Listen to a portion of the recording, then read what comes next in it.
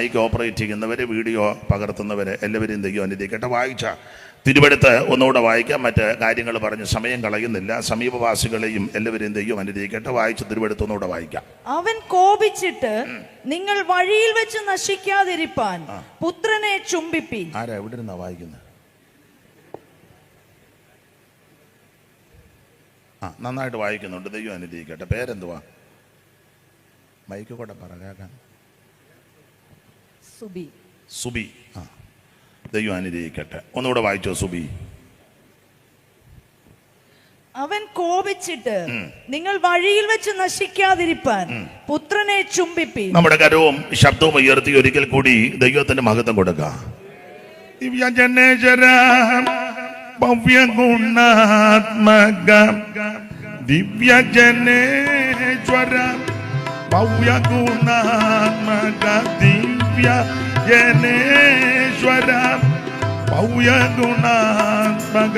ഹാർമോണിയത്തിന്റെ volume തരണം, മറ്റതെല്ലാം ഇച്ചിരി താകണം. എനിക്ക് ശ്രുതി കിട്ടുക.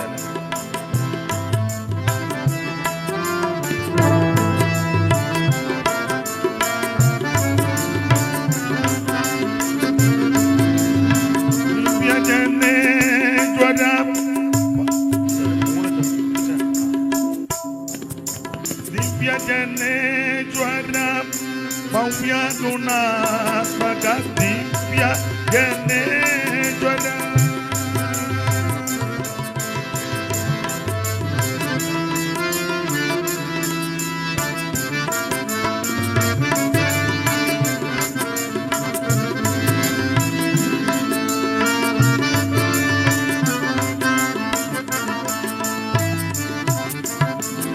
ദിവ്യജനേശ്വര ഭവ്യഗുണാത്മക ദിവ്യജനേശ്വര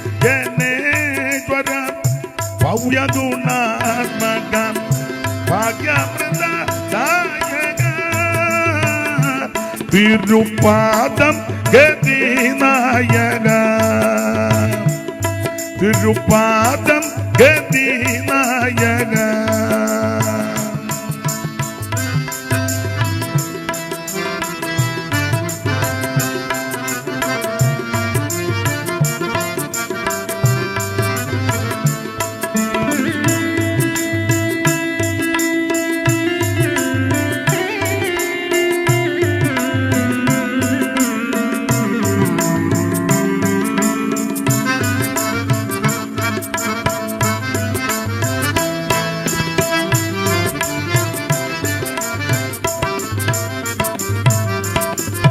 ദിവ്യജനേശ്വര ഭവ്യഗുണാത്മക ഭാഗ്യമൃതദായക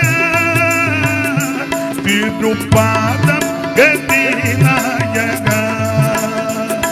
തിരുപാദം ഗതിനായക തിരുപാദം ഗതിനായക. ദിവ്യജനം വെടിഞ്ഞൗലോകെ പൂർവികിൽ വന്ന പരദേവ വിഗതജര പരദേവ വിഗതജര.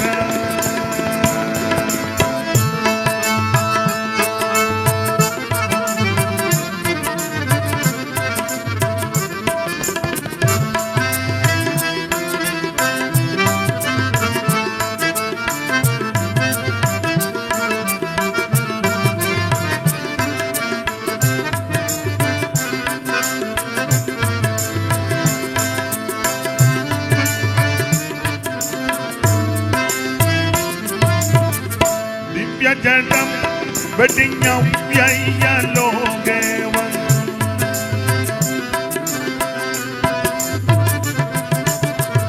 ദിവ്യജനം വെടിഞ്ഞൗലോകെ പൂർവികിൽ വന്ന പരദേവ വിഗതജര പരദേവ വിഗതജര.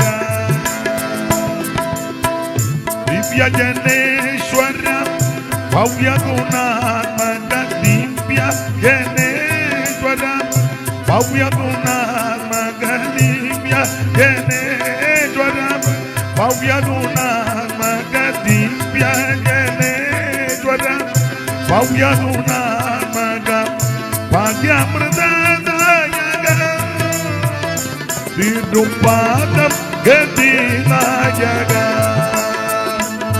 തിരുപാദം ഗതിനായക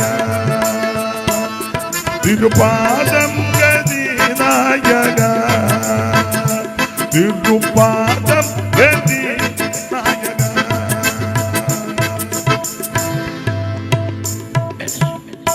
ഈ നല്ല രാത്രി സമയത്തിനായിട്ട് ദൈവത്തെ മഹത്വപ്പെടുത്തുന്ന കൂടപ്പെട്ടിരിക്കുന്ന എല്ലാവരെയും, ശബ്ദപരിധിയിൽ ശ്രദ്ധിക്കുന്ന എല്ലാവരെയും, ഓൺലൈനിൽ ഇപ്പോൾ ഈ ശുശ്രൂഷയിൽ സംബന്ധിക്കുന്നവർ, ഇതിനുശേഷമായിട്ട് ആരെങ്കിലും ഈ ശുശ്രൂഷ കാണുകയോ കേൾക്കുകയോ ചെയ്യുന്നെങ്കിൽ അങ്ങനെയുള്ളവർ എല്ലാവർക്കും കർത്താവിൻ്റെ നാമത്തിൽ ഒരിക്കൽ കൂടി വന്ദനം. ദൈവം ഇന്ന് രാത്രി എല്ലാവരെയും അനുഗ്രഹിക്കട്ടെ. ഈ രാത്രിയിലെ തിരുവചന ചിന്തയ്ക്ക് അടിസ്ഥാനമായിട്ട് വളരെ പരിചിതമായ ഒരു തിരുവെടുത്താണ് ഇവിടെ പൊതുവിൽ വായിച്ച് കേട്ടത്. 2-ാം സങ്കീർത്തനം അതിൻ്റെ 12-ാമത്തെ തിരുവെടുത്താണ്. അവൻ കോപിച്ചിട്ട് നിങ്ങൾ വഴിയിൽ വെച്ച് നശിക്കാതിരിപ്പാൻ പുത്രനെ ചുംബിപ്പി. ഈ 2-ാം സങ്കീർത്തനം എഴുതിയത് ആരാണെന്ന് സങ്കീർത്തനത്തിന്റെ ഹെഡിങ്ങിൽ ഇല്ല. എന്നാൽ ഒരു സങ്കീർത്തനം എഴുതിയത് ആരാണെന്ന് അതിന്റെ ഹെഡിങ്ങിൽ ഇല്ലെങ്കിൽ അതിന്റെ മുൻപുള്ള സങ്കീർത്തനവും പിൻപുള്ള സങ്കീർത്തനവും പഠിക്കണം. മുൻപും പിൻപുമുള്ള സങ്കീർത്തനങ്ങൾ എഴുതിയ വ്യക്തിയായിരിക്കും ഈ തലക്കെട്ടില്ലാത്ത സങ്കീർത്തനവും എഴുതിയത് എന്നാണ് വേദപഠിതാക്കളുടെ അഭിപ്രായം. അങ്ങനെയെങ്കിൽ എന്നേക്കാൾ നന്നായിട്ട് വചനം പഠിപ്പിക്കുന്ന അറിയാവുന്ന കർത്തദാസന്മാരായി എന്നെ കേൾക്കുന്നത്, നിങ്ങളുടെ പ്രാർത്ഥനയും സഹകരണവും പ്രതീക്ഷിക്കുക. മസിൽ പിടിച്ചിരുന്ന് എന്നെ ഒതുക്കരുത്. അപ്പം നിങ്ങൾ ഒന്ന് സ്തോത്രം പറഞ്ഞും ഒക്കെ അപ്പൊ ശ്രദ്ധിക്കുക. അതിന്റെ മുൻപുള്ള സങ്കീർത്തനവും പിൻപുള്ള സങ്കീർത്തനവും പഠിക്കണം. മുൻപും പിൻപുമുള്ള സങ്കീർത്തനങ്ങൾ എഴുതിയ വ്യക്തിയായിരിക്കും ആ തലക്കെട്ടില്ലാത്ത സങ്കീർത്തനം എഴുതിയത്. എന്നാൽ 1-ാം സങ്കീർത്തനത്തിന്റെ ഹെഡിങ്ങിലും ഇല്ല ആരാണ് എഴുതിയതെന്ന്. ഉണ്ടോ സുബി? ഇല്ല. മൈക്ക് കൂടെ പറ. ഇല്ല. എന്നാൽ 3-ാം സങ്കീർത്തനത്തിന്റെ മുകളിൽ കിടപ്പുണ്ട്. ദാവീദ് തന്റെ മകനാകുന്ന അബ്ശാലോമിന്റെ മുമ്പിൽ നിന്ന് ഓടിപ്പോയപ്പോൾ പാടിയ സങ്കീർത്തനം. വായിച്ച ഹെഡിങ് 3-ാം സങ്കീർത്തനം ഹെഡിങ്. ദാവീദ് തന്റെ മകനായ അബ്ശാലോമിന്റെ മുമ്പിൽ മുൻപിൽ നിന്ന് ഓടിപ്പോയപ്പോൾ പാടിയ ഒരു സങ്കീർത്തനം. ഓടിക്കൊണ്ട് പാടിയല്ലേ, പാടിക്കൊണ്ട് ഓടി. എന്തുവാ സങ്കീർത്തനം? നമ്മൾ അന്നേ സങ്കീർത്തനം കീറിയ ചോടും. അതിന് കാരണവും പറയാം. ഇപ്പൊ ഓടുന്നത് എങ്ങനെയാന്ന് ചോദിച്ചാൽ കസേര പോയതിന്റെ കളിയാന്നില്ല കിടന്ന് കളിക്കുന്നതെല്ലാം. ഇവിടുത്തെ അല്ല, പൊതുവിൽ അങ്ങ് പറയുക. കസേര പോയി കഴിഞ്ഞാൽ പിന്നെ മിക്കവർക്കും ഭ്രാന്താ. മുമ്പേ അച്ചായൻ ഉറപ്പിച്ചതുപോലെ അന്ത്യകാല ലക്ഷണങ്ങൾ പിന്നെ എടുത്ത് അന്യോന്യം ചെളി വാരി എറിയുക, ദോഷം പറയുക, പിന്നെ വായി വരുന്നതെല്ലാം നിങ്ങൾക്കൊന്നും അറിയാൻ മേല. പാവത്തുങ്ങൾ ഇവരെല്ലാം പച്ചപ്പരമാർത്ഥികളാണ്. അപ്പൊ ഈ കസേര പോയാൽ, സ്ഥാനം പോയാൽ പലർക്കും 98% ആൾക്കാർക്കും ഭ്രാന്താ. എന്നാൽ ദാവീദിന് അത് വന്നില്ല. നിങ്ങളെ വചനം അറിയാവുന്നവരാ എന്നെ കേൾക്കുന്നവരും ഇവിടെ ഇരിക്കുന്നവരും സമീപവാസികൾക്കെല്ലാം വചനം അറിയാം. ദാവീദിന്റെ സിംഹാസനം നഷ്ടപ്പെട്ടു, അധികാരം നഷ്ടപ്പെട്ടു, കിരീടം പോയി, പൊൻചങ്കോല് പോയി, എല്ലാം നഷ്ടപ്പെട്ടവനായിട്ട് ദാവീദ് ഓടുക, ഗദ്ഗതത്തോട് ഓടുക. നമുക്കറിയാം തന്റെ സ്വന്തം പുത്രൻ അബ്ശാലോം തനിക്ക് വിരോധമായിട്ട് വന്നിരിക്കുക. അബ്ശാലോം അധികാലത്ത് എഴുന്നേക്ക് വന്ന പ്രാർത്ഥിക്കാനല്ല, ഭാര വെക്കാനാ. വായിച്ചേ സുബി ശൗമേലിന്റെ 2-ാം പുസ്തകം 15:1-2. പെട്ടെന്ന് വായിച്ചു. ഇന്ന് സുബി വാക്യമായി ചൂപ്പാട് വരും. ചടിയടാന്ന് വായത്.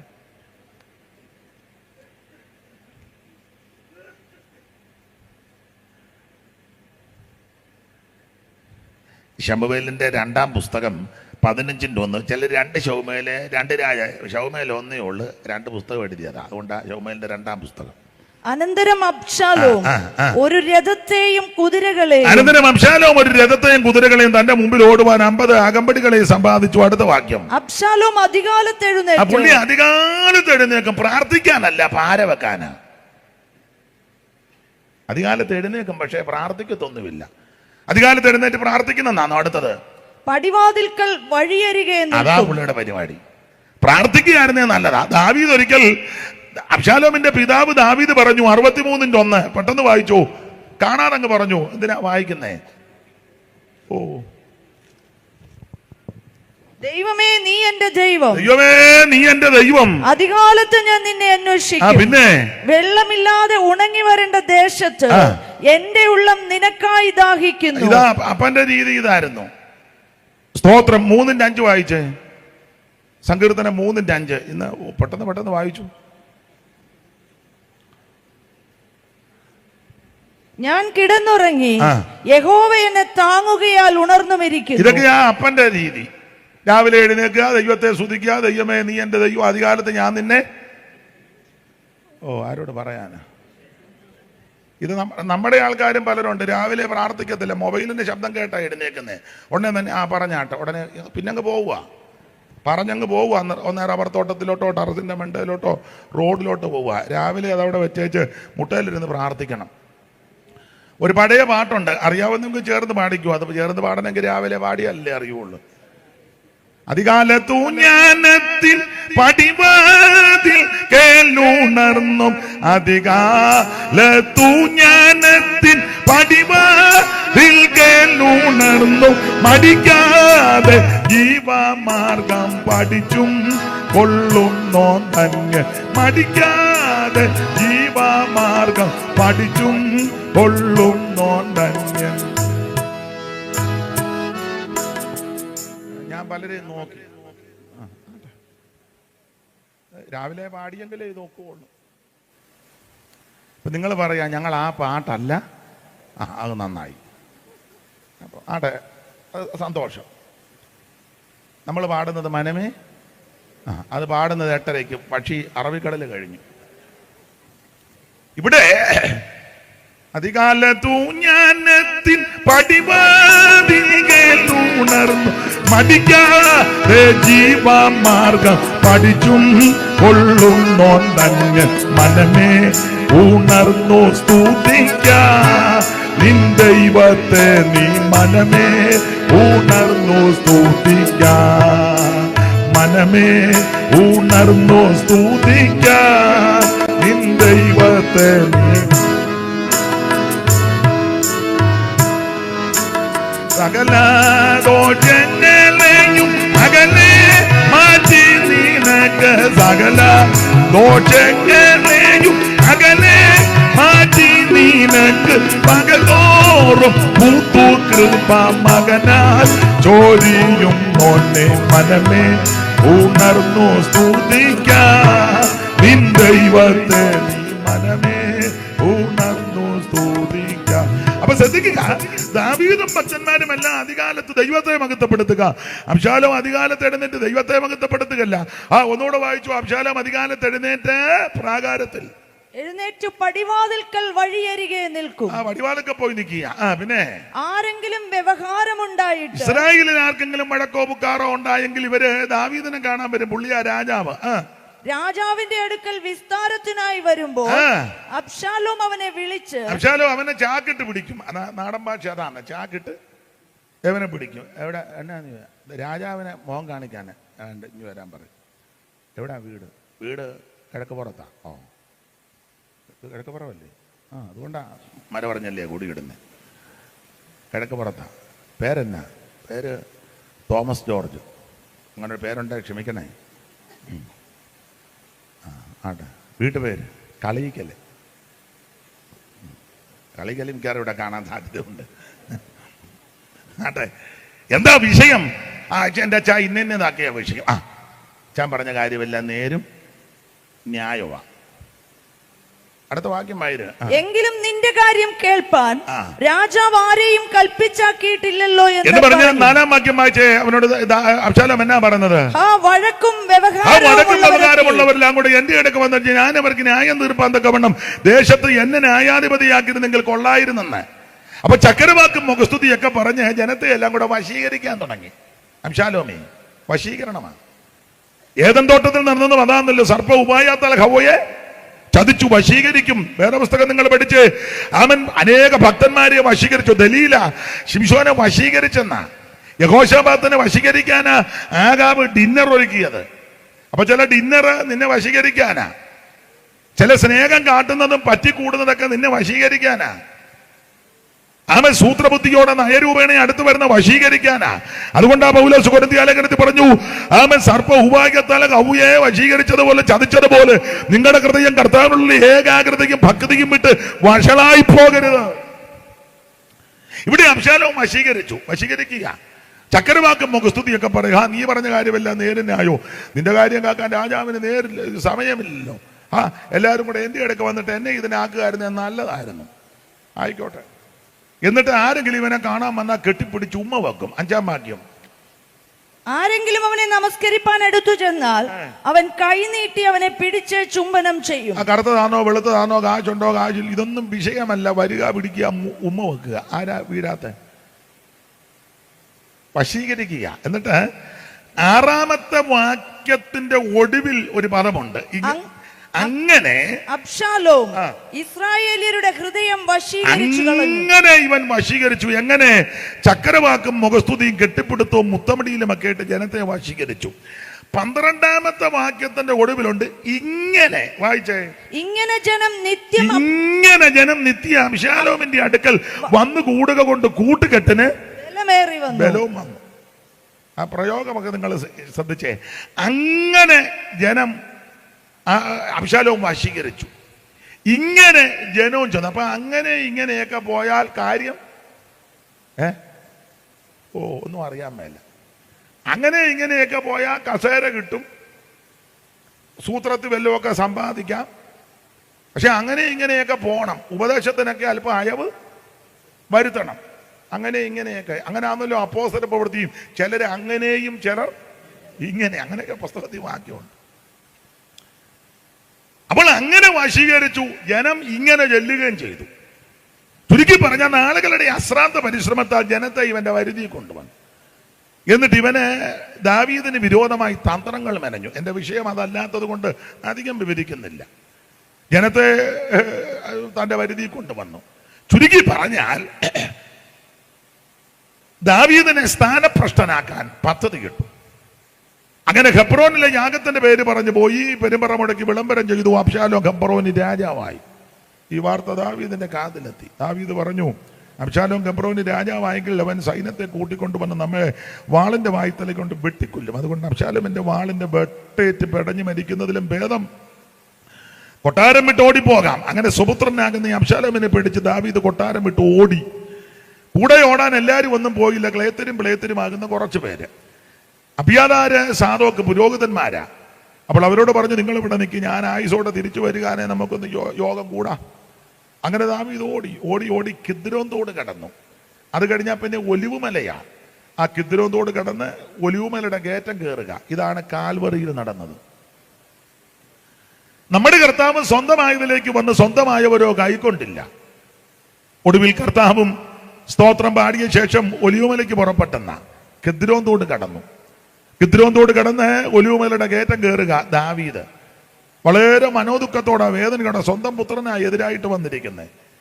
കസേര പോയി, സിംഹാസനം പോയി, കിരീടം പോയി, പൊൻചങ്കോല് പോയി, എല്ലാം നഷ്ടപ്പെട്ടു. എന്റെ ഭാഷയെ പറഞ്ഞ ഉടുത്ത തുണിയല്ലാതെ വേറൊന്നും കൈവശമില്ല. വളരെ മനോദുഃഖത്തോടെ കയറി പോകുകയാ. അങ്ങനെ ആ കയറ്റം അങ്ങനെ കയറി ചെന്നപ്പോൾ ബഹുറൂമിൽ ചെന്നപ്പോൾ ഒരുത്തം വരുന്നു. അതിന് മുമ്പ് അബിയാഥാരിനെയും സാദോക്കിനെയും കണ്ടു. അപ്പൊ അവരോട് പറഞ്ഞു, നിങ്ങൾ യെരൂശലേമിൽ പോകുക, ദൈവഗത വന്നേ, പിന്നെ നമുക്ക് ഒന്നിച്ചു കൂടാം. പിന്നെ മുമ്പോട്ട് ഓടിയപ്പോൾ ഗേരയുടെ മകൻ ശിമയി, ഇവൻ ശൗൽ കുടുംബത്തിന്റെ ബന്ധുവും ബെന്യാമീൻ ഗോത്രജനുമാണ്. ദാവീദിനെ കണ്ടപ്പോൾ നാടൻ ഭാഷ പറഞ്ഞ സമനില തെറ്റി ദാവീദിനെ കല്ലും പൂടിയെല്ലാം വാരി എറിഞ്ഞു. ദാവീദ് ഓപ്പോസിറ്റ് പോകുന്നു. ഇവനെ ഇങ്ങനെ വശത്തൂടെ വന്ന് കല്ലും പൂടിയെല്ലാം വാരി എറിയുക. എറിഞ്ഞേച്ച് പറയുന്നുണ്ട്, ശൗൽ കുടുംബത്തെ നശിപ്പിച്ചവന് രക്തപാതക നീജ പോ. കാൽവറിയിലും ഇതാ യേശു കേട്ടത്. യേശുവിനെ ദുഷിച്ചെന്ന, നീ ദൈവപുത്രനാന്ന് ഇറങ്ങി വാ, നീ അത്ഭുതം ചെയ്തവനല്ലേ ഇറങ്ങി വാ, നീ ദൈവമാണ്. ക്രൂശിക്കിടന്ന് ഒരുത്തം പറഞ്ഞു, നീ ദൈവമാണ്, നിന്നെ രക്ഷിക്കുക, ഞങ്ങളെയും കൂടെ രക്ഷിക്കേ. ഇവിടെ ശിമയി പ്രാകുക, ശൗൽ കുടുംബത്തെ നശിപ്പിച്ചവനെ രക്തപാതക നീജ പോ എന്ന് പറഞ്ഞ് പ്രാഗി. അപ്പൊ ദാവീദിന്റെ കൂടെയുള്ള അബീശായി സെരൂഗയുടെ പിള്ളേരുണ്ട്. സെരൂജ ദാവീദിന്റെ പെങ്ങളാ. 3 പിള്ളേരാ, അബീശായി, യോബാബ്, അസാഹേല്. അവനെ പറ്റി എഴുതിയിരിക്കുന്ന കാട്ടുകലയെ പോലെ ശീക്രകാമി എന്ന. എന്തായാലും അബീശായി തട്ടുകയും ചെയ്യാം. തട്ടിയേക്കട്ടെ എന്ന് ചോദിച്ചു. നമ്മളാരുന്നേ ഓടിപ്പോകുന്ന കൂട്ടത്തിൽ പറയും, സ്തോത്രം തട്ടിയേര്, ഞാൻ അങ്ങ് അവിടെ കാണുമെന്ന് പറയും. ഒന്ന് കൊടുത്തേക്കാൻ പറയും. ദാവീദ് പറഞ്ഞു, ഒന്നും ചെയ്യരുത്. ജോടി എന്തുവായി പറയാൻ? എടാ, എൻ്റെ ഉദരത്തിൽ നിന്ന് വന്നവൻ എന്നെ കൊല്ലാൻ കൊടുവാളുമായിട്ട് നിൽക്കുക. അന്നേരം വന്നോ ബെന്യാമീൻ ഗോത്രക്കാരൻ, അവനെവിടെ? അല്ല, നമുക്ക് പ്രശ്നം ഉണ്ടാക്കുന്നത് നമ്മുടെ അകത്തുള്ളവർ തന്നെ. ക്രിസ്ത്യാനിക്ക് പ്രശ്നം ക്രിസ്ത്യാനി തന്നെ കൂടുതലും. ഒന്നും അറിയാൻ മേല. ക്രിസ്ത്യാനികൾക്ക് പ്രശ്നം കൂടുതൽ ഉണ്ടാക്കുന്നത് ക്രിസ്ത്യാനി തന്നെ. പിന്നെ ബാക്കി ഞാൻ ഇപ്പൊ പൂരിപ്പിക്കുന്നില്ലോ, അങ്ങനെ പറഞ്ഞു നിൽക്കുന്നതാ നല്ലത്. അതെ അതെ, അനുഭവിക്കുന്നവരാന്നല്ലോ ഇരിക്കുന്നതല്ല. അതുകൊണ്ടാ പറഞ്ഞത്, അവൻ ബെന്യാമീൻ ഗോത്രക്കാരൻ, അവനെ വിടെ. എന്റെ ഉദരത്തിൽ നിന്ന് പുറപ്പെട്ട എന്റെ മകൻ എന്നെ കൊല്ലാൻ പദ്ധതി ഇട്ട് നിൽക്കുക. അതുകൊണ്ട് അവനെ വിട. എങ്കിലും ഇവൻ പ്രാഗി ശപിച്ച് ഇതെല്ലാം കേട്ടും ഏറുകൊണ്ടും മുൻപോട്ട് നീങ്ങി. ഇതാണ് നമുക്ക് വേണ്ടി ദൈവപുത്രൻ സഹിച്ചത്. ആ പുത്രനെ ചുംബിക്കണമെന്നാ കുറുവാക്യം. നമുക്ക് വേണ്ടി പങ്കപ്പാട് സഹിച്ചവൻ, നമുക്ക് വേണ്ടി കുരിശുവനം ചുമന്നവൻ, നമുക്ക് വേണ്ടി ആണികളാൽ തറയ്ക്കപ്പെട്ടവൻ, നമുക്ക് വേണ്ടി രക്തം ചിന്തിക്കുവൻ, നമ്മെ രക്ഷിക്കുവാൻ, വീണ്ടെടുക്കുവാൻ, വിടുവിക്കുവാൻ, ശാപദോഷങ്ങൾ മാറ്റിത്തരുവാൻ ഒരുവൻ നമുക്ക് വേണ്ടി കാൽവരിയിൽ ജീവനെ തന്നു. അവനെ ചുംബിപ്പീൻ. എന്തിന്? നശിച്ചു പോകാതിരിക്കാൻ. അങ്ങനെ ഏറുകൊണ്ട് പ്രാക്കേറ്റം ദാവീദ് മുമ്പോട്ട് പോയി യോർദാൻ കടവിൽ തങ്ങി. യോർദാൻ കടവിൽ തങ്ങിയപ്പോൾ അബ്ശാലോം ആളെ കൂട്ടി വന്നു. ഇടയ്ക്കത്തെ ഭാഗമൊന്നും ഞാൻ വിവരിക്കുന്നില്ല, നിങ്ങൾക്ക് ആ ഭാഗമൊക്കെ നന്നായിട്ട് അറിയാമല്ലോ. അതിനിടയ്ക്ക് അഹീതോബേൽ ദൂത് പറഞ്ഞതും അർക്കനായ ഹൂശായിയെ കൊണ്ട് ആ ദൂത് അബദ്ധമാക്കിയതും ഒക്കെ നമുക്ക് 17-ാം അധ്യായത്തിന്റെ 1 മുതൽ ഓടിച്ചു വായിച്ചു. അനന്തരം അഹീതോഫേൽ അബ്ശാലോമിനോട് പറഞ്ഞത്, ഞാൻ 12,000 പേരെ തെരഞ്ഞെടുത്ത് ഇന്ന് രാത്രി തന്നെ ദാവീദിനെ പിന്തുടർന്ന് പുറപ്പെടട്ടെ. ക്ഷീണിച്ചും അധൈര്യപ്പെട്ടുമിരിക്കുന്ന അവനെ ഞാൻ ആക്രമിച്ച് ഭ്രമിപ്പിക്കും. അപ്പൊ അവന്റെ കൂടെയുള്ള ജനമെല്ലാം ചെതറിയോടും, അവൻ ഒറ്റപ്പെടും, ഞാൻ അവനെ വെട്ടും. ഇതാണ് അഹീതോബേലിന്റെ ആലോചന. ആരാ അഹീതോബേൽ? 15-12 വായിച്ചേ. അഹീതോബേൽ ആരാ? 15, 12, 16, 23. അബ്ശാലോം യാഗം കഴിക്കുമ്പോൾ ദാവീദിന്റെ മന്ത്രിയായ, അപ്പൊ ഈ ദാവീദിന്റെ മന്ത്രി അഹീതോബേൽ. ഇനി 16, 23 കൂടെ വായിച്ചേ. അക്കാലത്ത് അഹീതോഫേൽ പറയുന്ന ആലോചന ദൈവത്തിന്റെ അരുളപ്പാട് പോലെ ആയിരുന്നു. അരുളപ്പാടല്ല, അരുളപ്പാട് പോലെ. പ്രവചന വില്ലേലും കയറി പ്രവചിക്കുന്ന ആൾക്കാരുണ്ട്. വിമാനത്തെ കയറുമ്പം പ്രവചനം കിട്ടുന്നവരുണ്ട്. ലോക്കൽ സഭയെ പ്രവചിക്കുകയല്ല. അമേരിക്കയിൽ പോയി ഒന്നും അറിയാൻ മേല. എന്നാ നിങ്ങൾ രണ്ടുപേരും വർത്താനം പറയുന്നത്? എന്തോ പറഞ്ഞു. ഫാൻ തടസ്സമല്ലയോ? ഭയങ്കര കാറ്റ്. ഫാൻ വേണമെന്നാണോ വേണ്ടെന്നാണോ? കറങ്ങുന്നുണ്ടല്ലോ.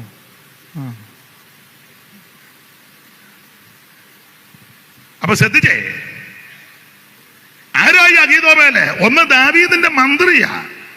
അതിലെ 15-22 15-22 അബ്ശാലോം യാഗം കഴിക്കുമ്പോൾ 15-12 മുമ്പേ വായിച്ചില്ലേ?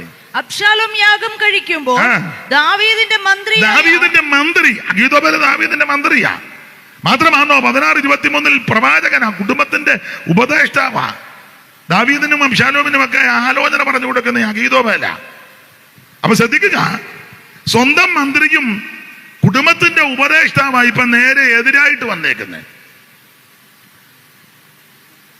അബ്ശാലോമേ, നീ പേടിക്കേണ്ട, ദാവീദിനെ ഇന്ന് രാത്രി ഞാൻ പിന്തുടരും. ക്ഷീണിച്ചും അധൈര്യപ്പെട്ടിരിക്കുന്ന അവനെ ഞാൻ വെട്ടും. കൂടെയുള്ളവർ ഓടും, ഇവൻ ഒറ്റപ്പെടും, വെട്ടുവന്ന്. ആ കണ്ണികക്കകത്ത് സഭയോട് 3 ദൂത് പറയാറുണ്ട്. ഒന്ന്, ഒന്നിച്ചിരിക്കുന്നവനെ ചെതറിപ്പിക്കും. പിശാചന്റെ തന്ത്രമാണ്.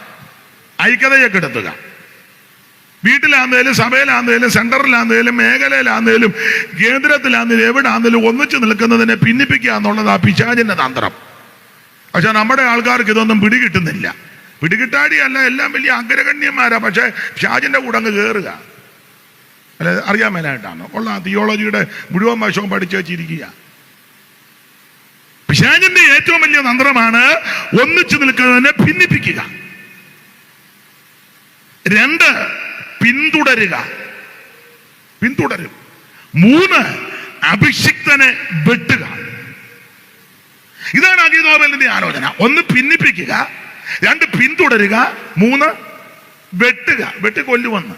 ഇന്നുമാണ് നടന്നുകൊണ്ടിരിക്കുന്നത്. അതുകൊണ്ട് ദൈവമക്കളോട് പറയാം, ഒറ്റക്കെട്ടായിട്ട് നിൽക്കണം. ആശയ പശകൊക്കെ കാണും, അഭിപ്രായ വ്യത്യാസം കാണും. പക്ഷെ അത് പ്രാർത്ഥനയിലും വചന ശുശ്രൂഷയിലും ക്ഷമ ചോദിച്ചുമൊക്കെ യോജിച്ച് മുമ്പോട്ട് പോയാൽ ഒരു ശക്തിയും നമ്മെ ജയിക്കത്തില്ല. പിശാചിന് ഇടം കൊടുക്കരുതെന്ന. അപ്പൊ ഇവന് പറഞ്ഞത്, ഒന്ന് പിന്തുടരും, രണ്ട് ചിദ്രിപ്പിക്കും, പിന്തുടരും, വെട്ടും. അഗീതോബലിന്റെ ആലോചന. ആരാ അഗീതോബല്? ദാവീദിന്റെ മന്ത്രിയാണ്, കുടുംബത്തിന്റെ ഉപദേഷ്ടാവാ. ഈ മന്ത്രി ഉപദേഷ്ടാവ് എന്നെ ഇപ്പൊ നേരെ എതിരായി. മുമ്പേ കേട്ടല്ലോ നന്ദിയില്ലാത്തവരെ പറ്റി, നന്ദി കെട്ടവര്. ഇപ്പൊ നന്ദി കെട്ടവനാ ഇവനും. അതെന്നെ ഇപ്പൊ എതിരാകാൻ ഒരു കാര്യമുണ്ട്, വചനത്തിൽ നിന്ന് പറയാം. എതിരാകാൻ കാര്യം ഇപ്പൊ നമ്മുടെ ഭാഷ പറയാനാണ് നല്ലത്. പണ്ടത്തെ ഒരു ചൊരുക്ക. നമ്മൾ ഈ പ്രാർത്ഥിക്കുകയും ആരാധിക്കുകയും മറുഭാഷ പറയുകയും ചാടുകയും മറിയുകയും ചെയ്താൽ ഈ ചൊരുക്കൊന്നും പോകുകയില്ല. നിങ്ങൾക്കൊന്നും അറിയാൻ പറ്റും, ഇവർക്കൊന്നും അറിയത്തില്ല കേട്ടോ. ഈ പാടുകയും പ്രാർത്ഥിക്കുകയും ആരാധിക്കുകയും ചാടുകയും തുള്ളുകയും ഒക്കെ ചെയ്താൽ എല്ലാവരുടെയും കാര്യമല്ലെങ്കിൽ മിക്കതിൻ്റെ അകത്തിൽ നിന്ന് ചൊരുക്ക് പോകുകയല്ല. അതില്ലേ ചിലർ പറയാന്ന് കേട്ടിട്ടില്ലയോ, എല്ലാം എൻ്റെ ഉള്ളിലുണ്ട് കറിയാച്ച, അവസരം കിട്ടുമ്പോൾ ഇവനെ ഞാൻ അടുത്ത കമ്മിറ്റി ആട്ടി ഇവനെ ഞാൻ ഒതുക്കിയില്ലെങ്കിൽ പറയല്ലേ. പാവത്താനം ഒന്നും മിണ്ടുന്നില്ല, കാരണം പറഞ്ഞാൽ കുഴപ്പം, പറഞ്ഞില്ലേ അത് പേടിച്ചിരിക്കോ, അത് സമാധാനത്തോട് ഒക്കെ ഞാൻ ഏറ്റെടുത്തോളാം. ദൈവത്തിന്റെ മകത്ത് കോൺസണി അല്ല, മനുഷ്യന്റെ എല്ലാം അകത്ത് ചൊരുക്കിരിക്കുക. എന്നാൽ നമുക്ക് യേശുവിന്റെ മനസ്സ് വേണം. എന്താ യേശുവിന്റെ മനസ്സ്? തന്നെ അവൻ ശകാരിച്ചവരെ പകരം ശകാരിച്ചില്ല, കഷ്ടം അനുഭവിച്ചിട്ട് ഭീഷണപ്പെടുത്തിയില്ല.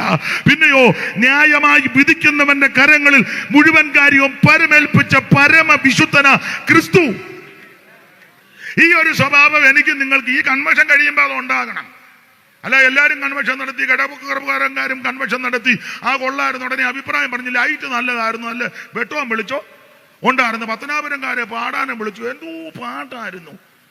ആദ്യത്തെ 2 ദിവസം കാവാലം പാസ്റ്റർ, ഇപ്പൊ അങ്ങനല്ലേ പറഞ്ഞത്, കാവാലം പാസ്റ്റർ തകർത്തു, എന്തോ തകർത്തു. നാളൊരുത്തം പറഞ്ഞു പൊളിച്ചെന്ന്, ഈ വെടല വർത്താനം പറയാതെ. ഇങ്ങനെയൊക്കെയാ ഇപ്പൊ ഓരോ എന്തോ അതിന് പറയുന്നത്, ഇതിനൊക്കെ കൊടുക്കുകയല്ലേ, എന്തോ അതിന് പറയുന്നത്, ഹെഡിങ് എന്തോ, എനിക്ക് ഇംഗ്ലീഷ് വശമില്ലാതായി, ക്യാപ്ഷനോ ഇരിക്കട്ടെ ഇംഗ്ലീഷ്. അപ്പൊ ശ്രദ്ധിച്ചേ, ഇതൊന്നും ശരിയായ പദവുമല്ല, പ്രയോഗമല്ല. അങ്ങനെയൊക്കെയാ ഇപ്പൊ പറയുന്നത്, പൊളിച്ചു, തകർത്തു. പിന്നെ എന്തുവാ, അസാധാരണമായ ഒരുത്തം പോലും സ്തോത്രം പറഞ്ഞില്ല, എന്നിട്ടും കൊടുക്കുന്നത് എല്ലാവരും ഇങ്ങനെ വാർതാനിരിക്കും പോലെ ഇരിക്കും. എന്നിട്ട് പറയാം ഇതൊരു അസാധാരണമായി ഇങ്ങനെ ഇരിക്കുന്നത്. അപ്പൊ ചുരുക്കി പറഞ്ഞാൽ എല്ലാവരും നടത്തി ഞങ്ങളും നടത്തി എന്നുള്ളതല്ല. ഓരോ യോഗം കഴിയുമ്പോഴും പ്രസംഗിക്കുന്ന ഞങ്ങൾക്കും കേൾക്കുന്ന നിങ്ങൾക്കും ഒരു വ്യതിയാനം ഉണ്ടാകണം, ഒരു മാനസാന്തരം ഉണ്ടാകണം. യേശുവിന്റെ സ്വഭാവം എന്താ? കർത്താവിന്റെ ദിവ്യ സ്വഭാവം ഒത്തിരി ഉണ്ട് പറയാൻ. ദൈവത്തിന്റെ മകത്ത് തന്നെ ശകാരിച്ചിട്ട് പകരം ചെയ്യരുത്. ഞാൻ നിങ്ങളുമെല്ലാം പകരം ചെയ്യുന്നവരും പകരം ചെയ്യുമെന്ന് പറയുന്നവരുമാണ്. പൊതുവെ പറഞ്ഞില്ലേലും അത്ര അടുത്തുള്ളവരോട് പറയും, ഇവന് ഞാൻ പകരം കൊടുക്കും. പൊതുവെ പറയത്തില്ല, പൊതുവെ പറഞ്ഞാൽ എല്ലാവരും കേൾക്കത്തില്ലയോ.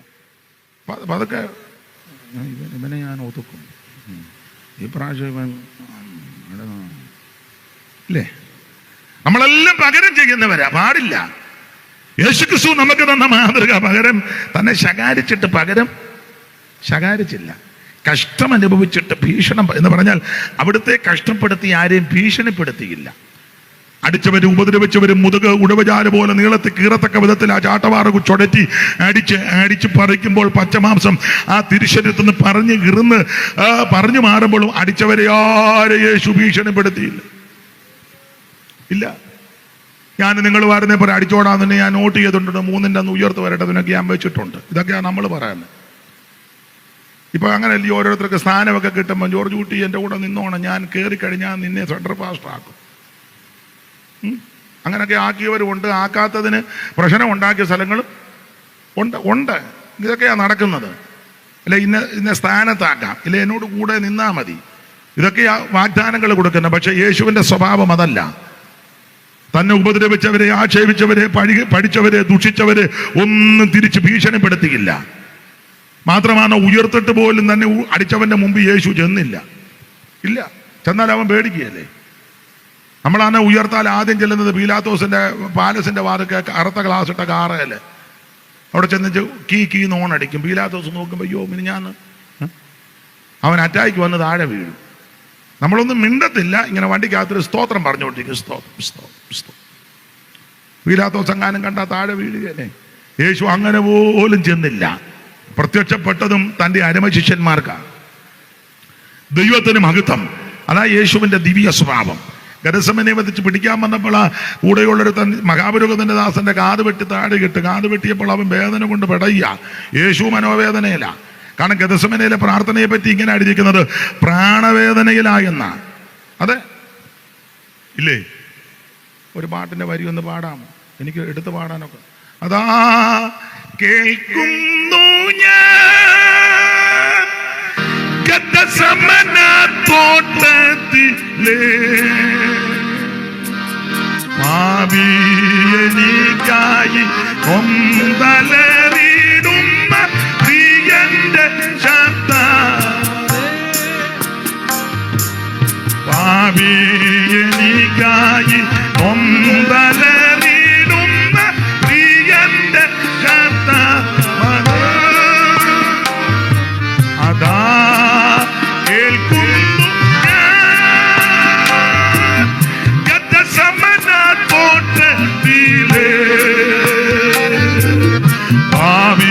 പാപിയെനിക്കായി കൊന്തലറിടുന്ന പ്രിയന്റെ ശബ്ദമിതേ. പാപിയെനിക്കായി കൊന്തലറിടുന്ന പ്രിയന്റെ ശബ്ദമിതേ. അവിടുത്തെ വിയർപ്പ് രക്തത്തുള്ളിയായി വീണു. മാത്രമാണോ ആമേൻ, സ്തോത്രം. മാനവരാശിയുടെ പാപത്തിന്റെ പരിഹാരത്തിനാ മരിക്കുന്നത് പ്രാണവേദനയില്ല. ശരീരവേദനയെക്കാളും കടുപ്പമാ പ്രാണവേദന. അപ്പൊ പ്രാണവേദനപ്പെട്ട് നിൽക്കുന്ന യേശു അല്പം കഴിഞ്ഞ് ക്രൂശിക്കപ്പെടാൻ പോകയാ. അന്നേരം തന്നെ ഉപദ്രവിക്കുവാൻ, പിടിക്കുവാൻ, വരിഞ്ഞു കെട്ടുവാൻ വന്ന ശത്രുവിന്റെ കാത് അറുത്തിട്ടിരിക്കുക. പക്ഷെ യേശുവിന്റെ ദിവ്യ സ്വഭാവം, താൻ പ്രാണവേദനയിൽ ഇരിക്കുമ്പോഴും ശത്രുവിന്റെ വേദനയ്ക്ക് പരിഹാരം വരുത്താൻ ആ താഴെ വീണ കാതെടുത്ത് ഫിറ്റ് ചെയ്തു. അതാ യേശു. ആ ദിവ്യ സ്വഭാവം പ്രസംഗിക്കുന്ന എനിക്കും കേൾക്കുന്ന നിങ്ങൾക്കും ഉണ്ടാകണം. യോഗം കഴിയുമ്പോ നമുക്ക് ഉണ്ടാകും, യോഗത്തിനിരിക്കുമ്പോ ഉണ്ടാകും. 2 മണിക്കൂറല്ലേ, 2.5 മണിക്കൂർ അപ്പോ ചുമ്മ ഉറക്കം കൂവും പോലെ ഇരുന്ന്. നിങ്ങൾ കണ്ടിട്ടില്ലയോ തിരുമേശയൊക്കെ നടത്തുമ്പോ വലിയ ആക്ഷനോ, ഹല്ലേലൂ, പിന്നെ അങ്ങ് വാദപ്പനി വന്നതുപോലെ. ഇത് കഴിഞ്ഞൊന്ന് കമ്മറ്റി കൂടിക്കുക, അന്നേരം തനിനിറം. എന്നാ നിങ്ങൾക്കെല്ലാം ഒരു ഉള്ള കാര്യമായി പറയുന്നേ. പുറകോട്ടൊന്നും നോക്കണ്ടെന്ന്, മുന്നോട്ട് തന്നെ നോക്കിക്കോ. ഉള്ള കാര്യമാണ് പറയുന്നത്. പുള്ളി എറുകണ്ണിട്ട് പുറകോട്ട് നോക്കുന്നു.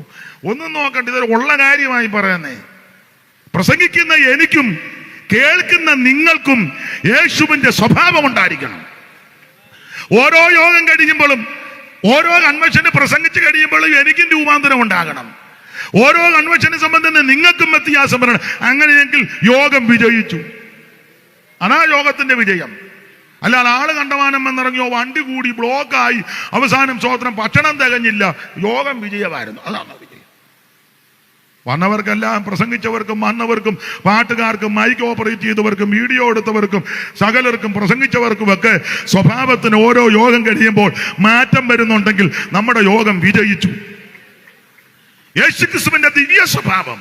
അതെ, ഞാൻ ആ ഭാഗത്തേക്ക് പോകുന്നില്ല. ദാവീദും അങ്ങനെ തന്നെയാ, ഒന്നും എതിർത്തില്ല. അപ്പൊ അഹീതോഫേൽ തനിക്കെതിരെ ദൂത് പറഞ്ഞു. ആ ദൂത് പറഞ്ഞത്, ഇന്ന് രാത്രി ഞാൻ പിന്തുടരും, അവൻ ചിത്രിപ്പിക്കും, വെട്ടും. ഇത് കേട്ടാ പക്ഷെ ഈ ദൂത് കറക്റ്റ് ആണെങ്കിലും ദൈവം അതങ്ങ് അബദ്ധമാക്കി. പക്ഷെ അഹീതോഫേൽ ദാവീദിന്റെ മന്ത്രി. ഈ സ്വന്തം മന്ത്രി തന്നെ ഇപ്പൊ എതിരായിട്ട് വന്നത്. വചനം പഠിക്കുന്നവർക്കറിയാം, അത് പണ്ടത്തെ ചൊരുക്ക. എന്താ ചൊരുക്ക്? ഈ ശൗമേലിന്റെ 2-ാം പുസ്തകം 11-12 അധ്യായം പഠിക്കുമ്പോൾ നമുക്കറിയാം, അവിടെ ഊരിയാവിന്റെ ഭാര്യ എന്ന സ്ത്രീയെ, ബത്ശേബയെ, ദാവീദ് സൂത്രത്തിൽ കൊട്ടാരത്തിൽ കൊണ്ടുവന്നു. ഭാഗമൊക്കെ നിങ്ങൾക്കറിയാമല്ലോ. ഈ ബത്ശേബ എന്ന് പറയുന്ന സ്ത്രീയെ ഈ അഹീതോഫേലിന്റെ കൊച്ചുമകളാണ്. അഹീതോഫേലിന്റെ കൊച്ചുമകളാ. ബത്ശേബയുടെ ആ സ്ത്രീയുടെ ഭർത്താവിനെ പറ്റി അന്വേഷിച്ചപ്പോൾ എലിയാമിന്റെ മകളെന്നൊക്കെയാ കൊടുത്തിരിക്കുന്നത്. നിങ്ങളാണ്ട് 11-ാം അധ്യായത്തിന്റെ 3-ാം വാക്യമാണ് തോന്നുന്നു. ഒന്ന് ശ്രദ്ധിച്ചു വായിക്കണം ആ ഭാഗം കേട്ടോ. ഞാൻ പറയുന്നതേ വായിക്കാവൂ. ദാവീദ് ആളയച്ച് ആ സ്ത്രീയെ പറ്റി അന്വേഷിച്ചു. ഏലിയാമിന്റെ മകളും ഏലിയാമിന്റെ മകളും ഒന്നുകൂടെ ശ്രദ്ധിച്ചു വായിച്ചോ സുബി. ഏലിയാമിന്റെ മകളും അങ്ങനെ വായിക്ക സുമി. അപ്പോൾ ദാവീദ് ആള് വിട്ട ആ സ്ത്രീയെ ഒന്ന് അന്വേഷിച്ചു, ഈ സ്ത്രീ ഏതാണ്. അപ്പോൾ അന്വേഷണത്തിന് പോയ ആള് പറഞ്ഞു, ആ പെൺകുട്ടി എലിയാമിന്റെ മകളാ. ആരാ എലിയാം? അത് പറയാം. ദാവീദിന് ധാരാളം വീരന്മാരുണ്ടായിരുന്നു, എല്ലാം മിടുമിടുക്കന്മാരാ ദാവീദിന്റെ വീരന്മാര്. ശമൂവേലിന്റെ 2-ാം പുസ്തകം 23:8 മുതലൊന്ന് വായിച്ചേ. 23:8 മുതല്. ദാവീദിനുണ്ടായ വീരന്മാരുടെ പേരുകളാവിത് തക്കമോന്യൻ, മതി വായിക്കണ്ട, ഇനി താഴോട്ടെല്ലാം കട്ടിയുള്ള പേരാ. എന്നാലും വായിച്ചു തരുന്നല്ലോ, ദൈവം അനുഗ്രഹിക്കട്ടെ. അപ്പോൾ ഈ വീരന്മാരുടെ പട്ടിക അങ്ങോട്ട് പറഞ്ഞു വന്ന് ബെനയാവ് എന്ന് പറയുന്നൊരുത്തനുണ്ട്. പിന്നെ ഇടങ്കൈ കൊണ്ടും വലങ്കൈ കൊണ്ടും കല്ലെറിയാൻ പ്രാപ്തന്മാരാണ്. ദിനവൃത്താന്തങ്ങളുടെ 1-ാം പുസ്തകം 12-ാം അധ്യായത്തിന്റെ 1-ാം വാക്യം വായിച്ചേ. എല്ലാ വാക്യവും എടുക്കാൻ നേരമില്ല, പെട്ടെന്ന് നാളെ ഉണ്ടല്ലോ. കീശിന്റെ മകനായ ശൗലിന്റെ നിമിത്തം ദാവീദ് ഒളിച്ചു പാർത്തിരുന്നപ്പോൾ നമുക്ക് പോകേണ്ടതാ വീട്ടില്. വീടി വായിര്. കീശിന്റെ മകനായ ശൗലിന്റെ നിമിത്തം ദാവീദ് ഒളിച്ചു പാർത്തിരുന്ന കാലത്ത് സിക്ലാഗിൽ അവന്റെ അടുക്കൽ വന്നവരാവിത്. അവർ വീരന്മാരുടെ കൂട്ടത്തിൽ ദാവീദിന്റെ യുദ്ധത്തിൽ തുണ ചെയ്തു. അടുത്ത വാക്യം. അവർ വില്ലാളികളും വലങ്കൈ കൊണ്ടും ഇടങ്കൈ കൊണ്ടും കല്ലെറിവാനും വില്ലുകൊണ്ട് അമ്പെയ്യുവാനും സമർത്ഥ്യന്മാരുമായിരുന്നു. വീരന്മാരാ. വലങ്കൈക്കും ഇടങ്കൈക്കും കല്ലെറിയും. വലങ്കയ്യന് വലങ്കൈ മാത്രമേ വശമുള്ളൂ, ഇടങ്കയ്യന് വലങ്കൈയും വശമാണ്. ഇങ്ങനെയുള്ള വീരന്മാരാ ദാവീദിന്റെ കൂടെയുള്ളവര്. മാത്രമാണോ ഇവര് സിംഹമുഖന്മാരാന്നാ. ആ 12:7 വായിച്ചേ. 12:7. യാശോബ്യം ഗദോറിൽ നിന്നുള്ള യെരോഹാമിന്റെ പുത്രന്മാരായ യോവേല, സെബദ്യാവ് പരിചയും കുന്തവും എടുപ്പാൻ പ്രാപ്തന്മാരും പിന്നെ വീരന്മാരും യുദ്ധാഭ്യാസികളും പിരിഞ്ഞ് ദുർഗത്തിൽ ദാവീദിന്റെ അടുക്കൽ വന്നു. അടുത്ത വാക്യം. അവർ സിംഹമുഖന്മാരാണ്. മതി, എല്ലാം എടുക്കാൻ നേരമില്ല. അപ്പോൾ ഇങ്ങനെയുള്ള മിടുമിടുക്കന്മാരാ കൂടെ, സിംഹമുഖന്മാരാ, ഇടങ്കൈക്കും വലങ്കൈക്കും കല്ലെറി. ഇത്ര വീരന്മാരാ കൂടെ ദാവീദിന്റെ കൂടെ. കർത്താവിന്റെ വേലക്കാരും ഇങ്ങനെ ആയിരിക്കണം. ഇടങ്കൈ കൊണ്ടും വലങ്കൈ കൊണ്ടും ഈ മെറ്റിലെടുത്തെറിയുന്ന കാര്യമല്ല പറഞ്ഞേ, ദൈവവചനം തൊടുത്തു വിടണം. സ്തോത്രം. ഒരു ശുശ്രൂഷയ്ക്ക് നിർത്തിയാൽ ഞാൻ എന്നെയും കൂടെ പ്രതിയാക്കി പറയുകയാ, ഇടങ്കൈക്കും വലങ്കൈക്കും കല്ലെറിയണം. ശുശ്രൂഷയ്ക്ക് ആക്ഷേപം വരരുത്. ശവോടൊക്കെ നടത്തിയാലും കല്യാണം നടത്തിയാലും ഭവന പ്രതിഷ്ഠയാന്നേലും കൊച്ചിന്റെ പ്രതിഷ്ഠയാന്നേലും കൺവെൻഷൻ ആന്നേലും ലീഡ് ചെയ്തതാന്നേലും എന്തുവാന്നല്ല, ഇടങ്കൈക്കും വലങ്കൈക്കും. കല്യാണം നടത്തുമ്പോൾ ചെറുക്കനോട് പറയേണ്ടത് പെണ്ണിനോട് പറയുക, പെണ്ണിനോട് പറയേണ്ടത്. പിന്നെ അവർ നേരത്തെ എല്ലാം പറഞ്ഞേച്ച് വന്നിരിക്കുന്നതുകൊണ്ട് അവർക്ക് ഇതൊന്നും വിഷയമല്ല. എങ്ങനെയും കൈ പിടിപ്പിച്ചേച്ച് ഞങ്ങൾ ഇവിടെ നിന്ന് പറയാനാ അവരിയ്ക്കുന്നത്. ഇങ്ങനെ ഒന്നും വെക്കേണ്ട ഉള്ള കാര്യമാണ്. ചിലർക്ക് കർത്തൃമേശ പോലെ നടത്താൻ ഇടം കഴിക്കുമ്പോൾ ഒരു ഇതുമില്ല. അപ്പം അടുത്ത് ചോദിച്ചു ഇനി എന്നാ ചെയ്യണമെന്ന്. അപ്പം മറ്റേ പുള്ളി തന്നെ ഞങ്ങൾ തിന്നോളാൻ. കാരണം പുള്ളിയെ കൊണ്ട് ചെയ്യിപ്പിക്കാത്തതിൻ്റെ കെറുണ്ടേ. അങ്ങനെയുണ്ട്. ഒരുത്തനെ പാതിയപ്പള്ളി കടവിൽ മുക്കി. അവൻ്റെ ഇരിപ്പ് കണ്ടപ്പോൾ എനിക്കറിയാം ഇവ മുക്കി ശരിയാകുകയല്ലെന്ന്. ചിലതിനെ കാണുമ്പോൾ അറിയാം. ഞാൻ ചോദിച്ചു, പേര് പറയുന്നില്ല, ആരെങ്കിലും സെൻട്രൽ പാസ്റ്റ് ആരെങ്കിലും വിളിച്ചിട്ട് ഞാൻ മുക്കും, കഴിഞ്ഞ ആഴ്ചയെ മുക്കിയെന്ന്. ആയിക്കോട്ടെ. അയ്യോ ദൈവമേ, സങ്കടം തോന്നി. അവിടെ ചെന്ന് ഈ കടവിലൊക്കെ മുക്കുമ്പോൾ നേരത്തെ പോയി അവിടെയൊക്കെ ഒന്ന് നോക്കണ്ടേ, കല്ലോ കട്ടയോ ചെളിയോ കുഴിയോ വല്ലതും ഉണ്ടോന്ന്. എല്ലാം കൂടെ പാട്ട് പാടി അങ്ങോട്ട് ചെന്ന് കന്നി ചാടും പോലെ വെള്ളത്തിൽ ചാടി. ആ പെങ്കൊച്ചിനോട് ബാന്ന് കോഴിയെ വിളിക്കുമ്പോൾ ബാ, ഇത് എന്നതാ പറയണ്ടെന്നോ, ഇത് ഒന്നും അറിയാൻ മേല. അവസാനം ഏതാണ്ട് കല്ലേലെങ്ങാണ്ട് നിന്ന മുക്കിയപ്പോൾ ഇവനും അങ്ങ് മുങ്ങി. രണ്ടും മുങ്ങി വെച്ച് വെള്ളവും കുടിച്ച് നിൽക്കുക. പിന്നെ പറയാനും അറിയാൻ മേല. പിന്നെ ഒരു പാട്ട് പാടി ഇത് ഒരു പരുവത്തിന് ഉള്ള കാര്യമായി പറയുന്നേ. ശുശ്രൂഷയ്ക്ക് പക്വതയില്ലെങ്കിൽ, പരിജ്ഞാനമില്ലെങ്കിൽ അതിന് പക്വതയും പരിജ്ഞാനമുള്ള കർത്തദാസന്മാരെ ദൈവം നമുക്ക് തന്നിട്ടുണ്ട്. പ്രാപ്തന്മാര് കൊണ്ട് ആമന ശ്രേഷ്ഠന്മാരെ ദൈവം തന്നിട്ടുണ്ടെന്ന്. അവരെ കൊണ്ടത് ചെയ്യിപ്പിച്ചാൽ ആക്ഷേപമില്ലല്ലോ. ഉണ്ടോ? ഇല്ല. ചില നോക്കുന്നത് ഞാനിത് ചെയ്തില്ലെങ്കിൽ ഏതാണ്ട് ക്ഷീണമാണ്. അല്ല, എൻ്റെ ഒരു അഭിപ്രായം പറയാം, നീ ചെയ്യാതെ മറ്റൊരാളെ കൊണ്ട് ചെയ്യിപ്പിക്കുന്ന കുറച്ചുകൂടെ നിനക്ക് മാന്യതയാണ്, ബഹുമാനമാണ്. പണ്ട് ഞങ്ങൾ ഒരു ടീം പ്രവർത്തനത്തിൽ പോയി, ഒരാള് ആശീർവാദം പറയാൻ പറഞ്ഞു. ആശീർവാദം പറഞ്ഞത് പ്രാർത്ഥനയായി, കണ്ണുനീരായി, എന്തോ ബഹളമായിരുന്നു. എന്ത് ചെയ്തിട്ട് ആശീർവാദം നിൽക്കുന്നില്ല. അയ്യോ, ഉള്ള കാര്യമായി പറയുന്നത്. അപ്പൊ ദാവീദിന്റെ വീരന്മാര് ഇടം കൈ കൊണ്ടും വലം കൈ കൊണ്ടും കല്ലെറിയുവാൻ പ്രാപ്തന്മാരാ. ഞാൻ വെച്ചാൽ മൊത്തം വായിച്ച് പഠിക്കുകയാന്നോ? ഇതെല്ലാം ഉള്ള കാര്യമാ. ദൈവത്തിന് പുള്ളി ആദ്യമായിട്ട് ഇങ്ങനെയൊക്കെ ഉണ്ടല്ലോ ഇതില്. ദൈവത്തിന് മകത്ത്. അപ്പൊ ശ്രദ്ധിച്ചേ, ഇടം കൈ കൊണ്ടും വലം കൈ കൊണ്ടും കല്ലെറിയുവാൻ മിടുക്കന്മാർ, പ്രാപ്തന്മാർ, ഇങ്ങനെയുള്ള വീരന്മാരാ തന്റെ കൂടെ ഉള്ളത്, സിംഹമുഖന്മാരാ. അപ്പോൾ അതുകൊണ്ട് ദാവീദ് മിടുമിടുക്കനാ. അപ്പൊ അതുകൊണ്ട് ഈ അഹീരോബലിനെ കൊണ്ട് ദൂറ് പറയിപ്പിക്കുക, ഇവനെ ഞാൻ കൊല്ലും, വെട്ടും. അപ്പോൾ അഹീരോബലിന്റെ ആലോചനയെ ദൈവം അങ്ങ് അബദ്ധമാക്കി. അർഹനായ ഊശായിയെ കൊണ്ട് അഹീരോബൽ ദൂത് പറഞ്ഞു പോയപ്പോ അബ്ശാലോം പറഞ്ഞു, ഊശായിയെ വിളിക്കുക, അവന്റെ ദൂതൂടെ കേൾക്കാം. വായിച്ച് സുബി 17:5, ശമൂവേലിന്റെ 2-ാം പുസ്തകം. എന്നാൽ അബ്ശാലോം അർഹനായ ഊശായിയെ വിളിക്കുക, അവന്റെ അഭിപ്രായം കൂടെ കേൾക്കാമല്ലോ എന്ന് പറഞ്ഞു. ഊശായി അബ്ശാലോമിന്റെ അടുക്ക് വന്നപ്പോൾ അബ്ശാലോം ഊശായിയോട് അഹീരോബൽ ഇന്ന പ്രകാരമെല്ലാം പറഞ്ഞു. അവൻ പറഞ്ഞതുപോലെ ഞാൻ ചെയ്യണോ അല്ലെങ്കിൽ നീ പറയാൻ പറഞ്ഞപ്പോൾ ഊശായി അബ്ശാലോമിനോട് പറ. അഹീതോഫേൽ ഇപ്രാവശ്യം പറഞ്ഞു. ഊശായി അബ്ശാലോമിനോട് അഹീതോഫേൽ ഇപ്രാവശ്യം പറഞ്ഞ ആലോചന നന്നല്ല. നിന്റെ അപ്പനും അവന്റെ ആളുകൾ വീരന്മാരും കാട്ടിൽ കുട്ടികൾ കവർന്നു പോയ കരടിയെ പോലെ ഉഗ്രമാനസനാ. നിന്റെ അപ്പൻ നല്ല യോദ്ധാവ്. അവൻ ജനത്തോടു കൂടെ രാമാർക്കത്തില്ല.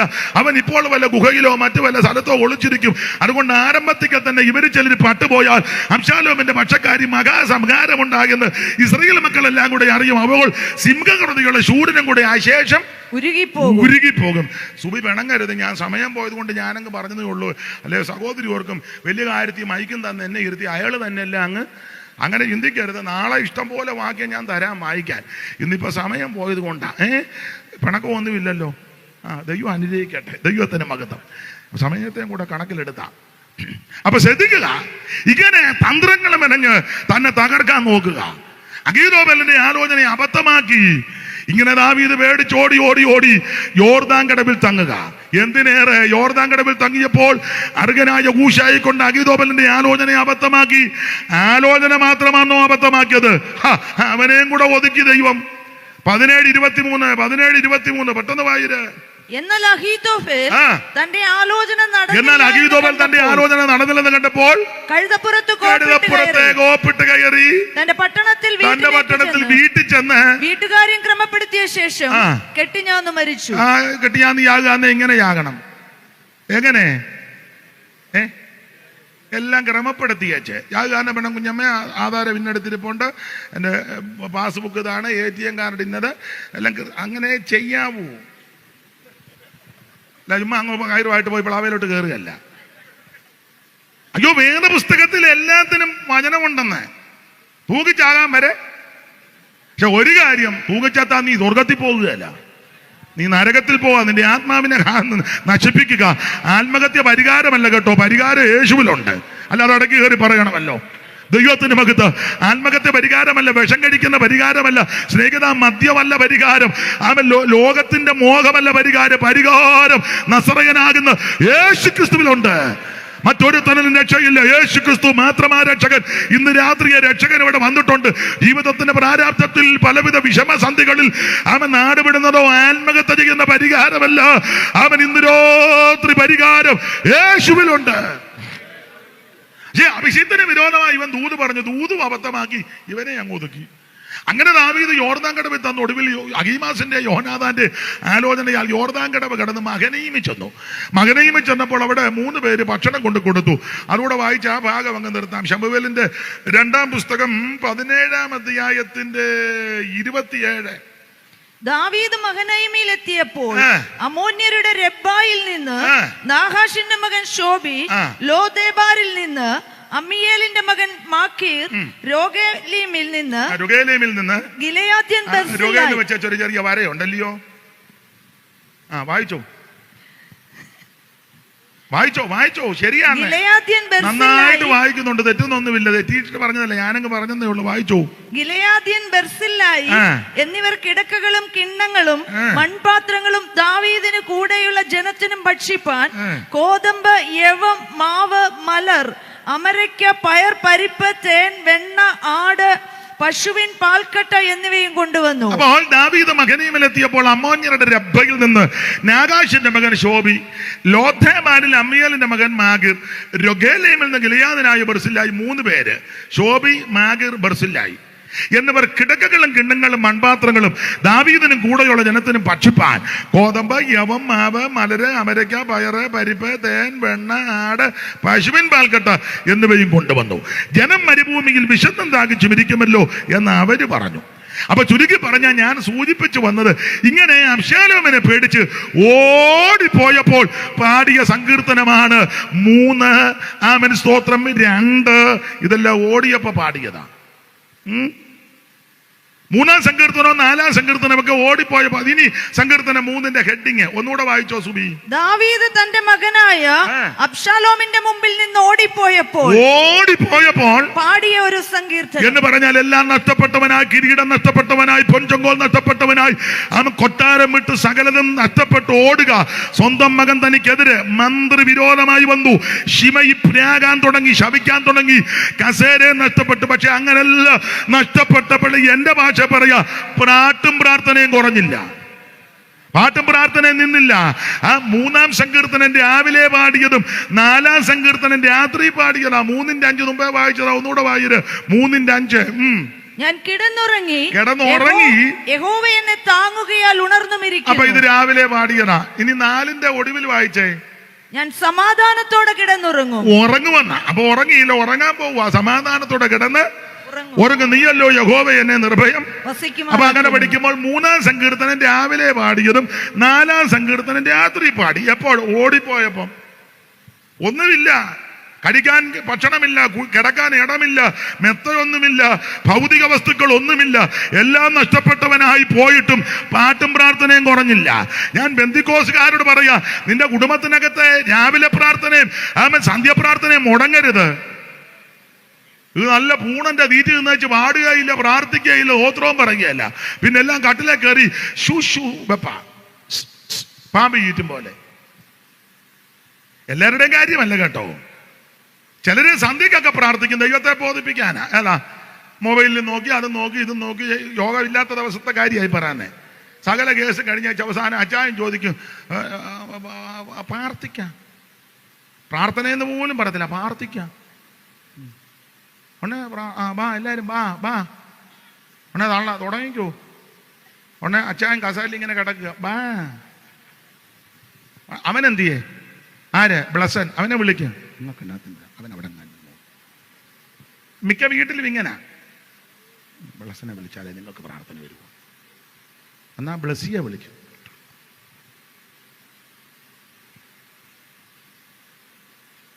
ഇതുങ്ങളെ വിളിച്ചാൽ പ്രശ്നമാ മിക്കടുത്തും. എന്നാ ഒരു പാട്ട് പാട്. പണ്ടൊരു തള്ള പാടുന്നത് ഞാൻ വഴി കൂടെ പോയപ്പോൾ ഉറക്കെയാ പാടുന്നത്. റോഡിൽ കൂടെ പോയപ്പോൾ കേൾക്കുക. നിങ്ങൾ പാടിയിട്ട് അങ്ങനെയാണോ എന്ന് അറിയത്തില്ല.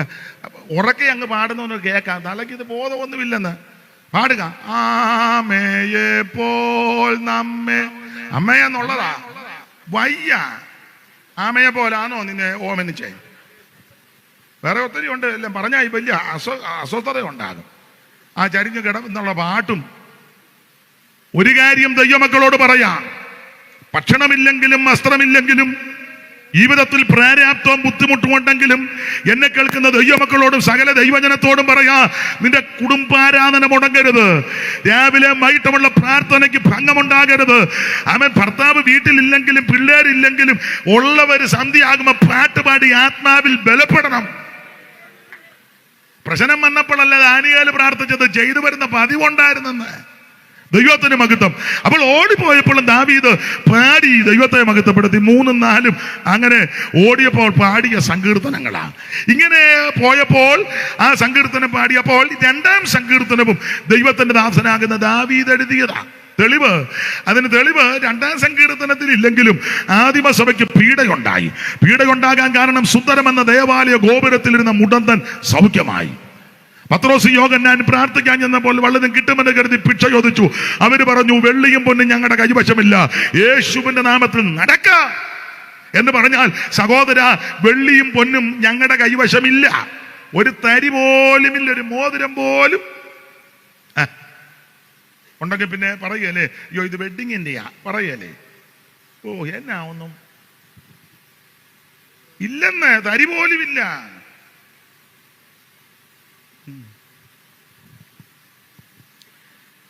വെള്ളിയും പൊന്നും ഞങ്ങളുടെ കൈവശമില്ല. പക്ഷെ ഒരു കാര്യം, അതിന്റെ മർമ്മം ഇതാ, നീ ഉദ്ദേശിക്കുന്ന വെള്ളിയും പൊന്നും ഞങ്ങളുടെ കൈവശമില്ലെങ്കിലും വെള്ളിയേക്കാൾ പൊന്നിനേക്കാൾ വിലമതിക്കുന്ന ഒന്ന് ഞങ്ങളുടെ കൈവശമുണ്ട്. അല്ല, കൈവശമുണ്ടെന്നല്ല, ഞങ്ങൾ അത് അനുഭവിച്ചുകൊണ്ടിരിക്കുക. തേനിനേക്കാൾ തേൻകട്ടേക്കാൾ മധുരമുള്ള ദൈവവചനം, പൊന്നിനേക്കാൾ തങ്കത്തേക്കാൾ ആഗ്രഹിക്കത്ത ദൈവത്തിന്റെ വചനം. എന്താ വചനം? ആദിയിൽ വചനമുണ്ടായിരുന്നു, വചനം ദൈവത്തോടുകൂടെ, ആ വചനം ദൈവമാ. ആ വചനം ജഡമായി നമ്മുടെ ഇടയിൽ പാർത്തത, അതാണ് നസറയനാകുന്ന യേശു ക്രിസ്തു. യേശു ക്രിസ്തു ജനിച്ചതേ എല്ലാവരുടെയും ജനനം പോലായിരുന്നു. യേശുവിന്റെ ജനനം വിശേഷപ്പെട്ട ജനനമല്ലേ? എന്തുവാ യേശുവിന്റെ ജനനത്തിന്റെ വിശേഷത? അത് ഒത്തിരി ഉണ്ട്. നാളെ ഒക്കെ നിങ്ങൾക്ക് ചില കാര്യം പറയാം. എങ്കിൽ ഇടയ്ക്ക് കയറിയൊരു കാര്യം പറയാം.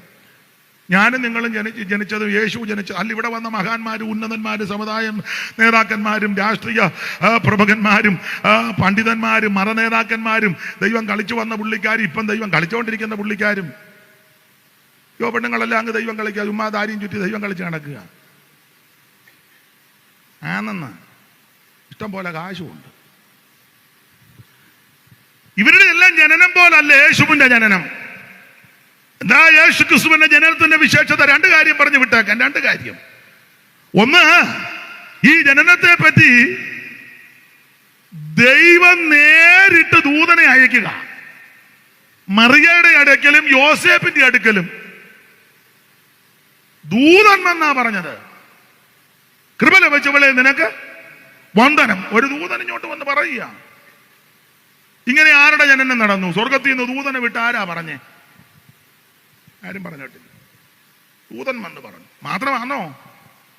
വെളിമ്പ്രദേശത്ത് ആട്ടിടയന്മാര് രാത്രിയിൽ പാർക്കുമ്പോഴേ ആദ്യം ഒരു ദൂതനെ അങ്ങോട്ട് വിട്ടത്. വായിച്ചേ, ബാക്കി ഒന്ന് വായിച്ചേ. 2:8 ലൂക്കോസ് 2:8. അന്ന് ആ പ്രദേശത്ത്, സുബിക്ക് നല്ല തിട്ടമുണ്ടല്ലോ, വചനം എടുത്ത് വെച്ചേക്കുകയായിരുന്നു, ഞാൻ കണ്ടു. ദൈവം അനുഗ്രഹിക്കട്ടെ. നാളെ വന്ന് വായിച്ചു തരണം. അന്ന് ആ പ്രദേശത്ത് ഇടയന്മാർ രാത്രിയിൽ ആട്ടിൻകൂട്ടത്തെ കാവൽ കാത്ത് വെളിയിൽ പാർത്തിരുന്നു. അടുത്തത്, അപ്പോൾ കർത്താവിന്റെ ഒരു ദൂതൻ ആദ്യം ഒരു ദൂതൻ, ജനനമേ വിശേഷപ്പെട്ട ജനനമാ. ആദ്യം ഒരു ദൂതൻ ഇങ്ങോട്ട് വന്നു. അവരുടെ അരികെ നിന്നു. കർത്താവിന്റെ തേജസ് അവരെ ചുറ്റി മിന്നി. അവർ ഭയപരവശരായി തീർന്നു.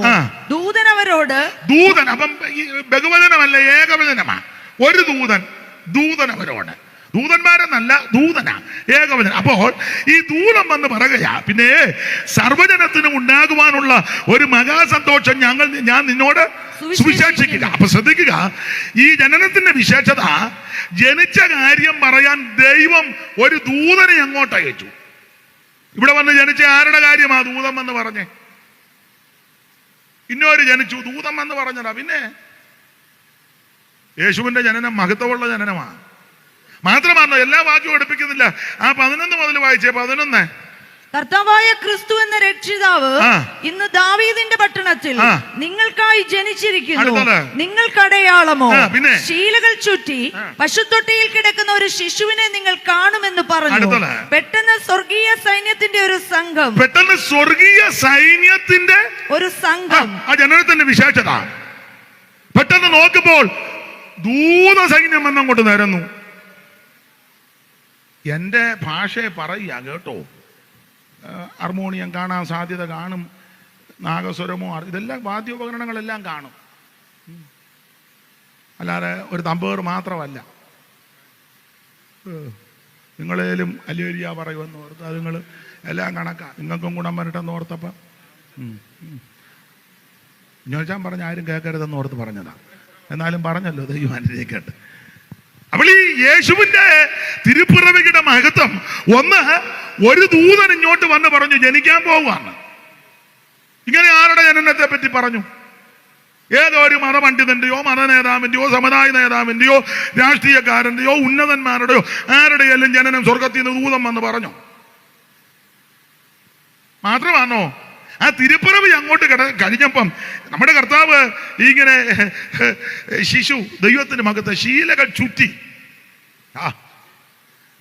കൂട്ടമാകി വന്ന നേരം കീറ്റുശീലയിൽ കിടന്ന യേശുദേവ, കൂട്ടമായി വന്ന നേരം കീറ്റുശീലയിൽ കിടന്ന യേശുദേവ, പട്ടിനുള്ള മൂല വസ്തു സൃഷ്ടി ചെയ്ത ദൈവമേ ഈ ക്ലിഷ്ടമിടം കണ്ടു നമിക്കുന്നേ സിയോൻ മണവാളനെ, ശ്രീ നരപതിയെ സിയോൻ നാശപാത്രമായ ലോകം ആകെയുത്ത് ദീപനിന് കന്യകയിൽ ജാതനായി വന്ന ശ്രീ നരപതിയെ സിയോൻ മണവാളനെ.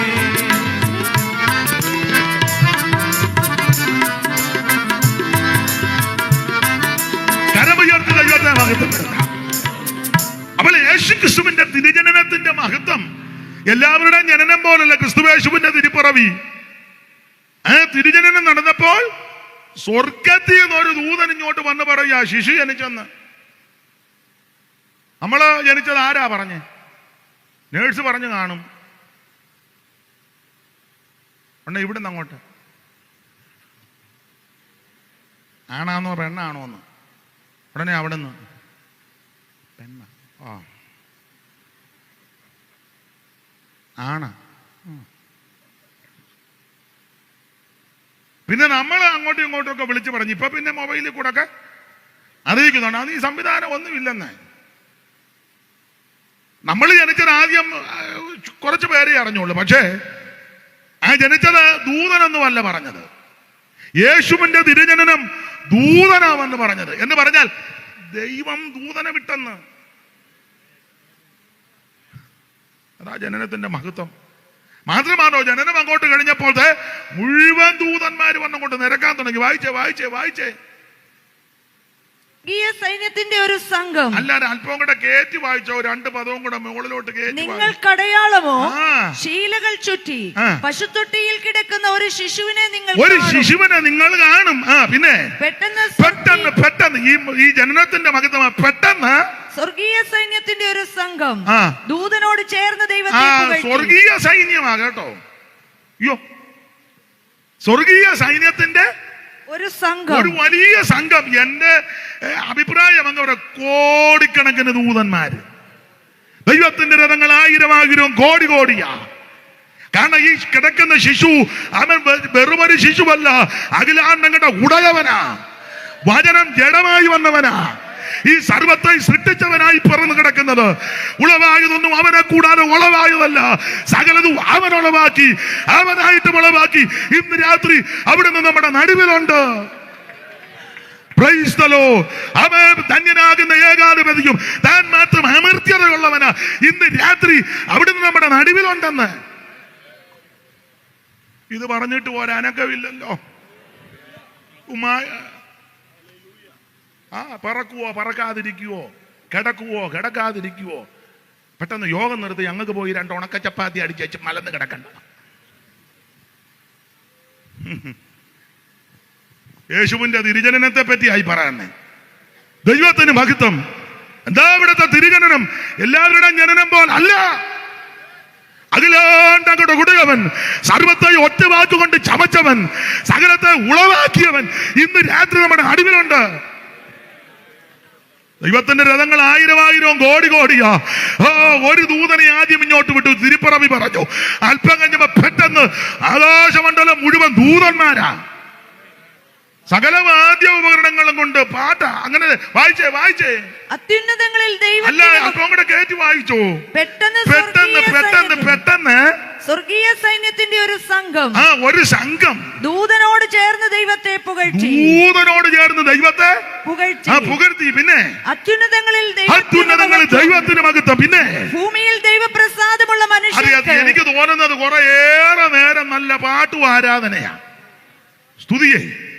ഏറെ നേരം ഈ വാദ്യോപകരണങ്ങളെ കൊണ്ട് ചിറകൊക്കെ വിരിക്കുമ്പോഴല്ലയോ ശബ്ദം. ഏതെല്ലാം അങ്ങനല്ലയോ എക്സക്കേൽ 28 അങ്ങോട്ട് ഇപ്പൊ കയറുന്നില്ല, ഒക്കെ എന്തെങ്കിലും നാളെ വരാം. ദൈവത്തിന് മഹത്വം. നിന്നെ തീർത്ത നാളിൽ നിന്റെ നടങ്ങളുടെയും കൂടുകളുടെയും പണി പൊന്നുകൊണ്ടായിരുന്നു. നീ ചിറക് വിടർത്തി മറയ്ക്കുന്ന ഈ ടൈപ്പ് ദൂതന്മാരെ ദൈവം സൃഷ്ടിച്ചെന്ന് ആ വാദ്യ ഉപകരണങ്ങൾ വെച്ച് അവൻ തിരുപ്പിറവിയെ ഘോഷിക്കുക. അല്ല, എല്ലാവരുടെയും ജനനം പോലെ യേശുവിന്റെ ജനനം അത് മഹത്വമുള്ള ജനനമാ.